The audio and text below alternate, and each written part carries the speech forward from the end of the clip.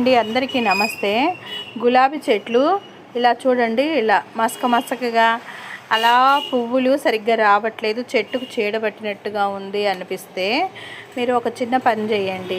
మనం బియ్యం కడిగిన నీళ్ళు, కందిపప్పు కడిగిన నీళ్ళు వరకు సపరేట్ చేసి ఒక మట్టి కుండలో పోయండి.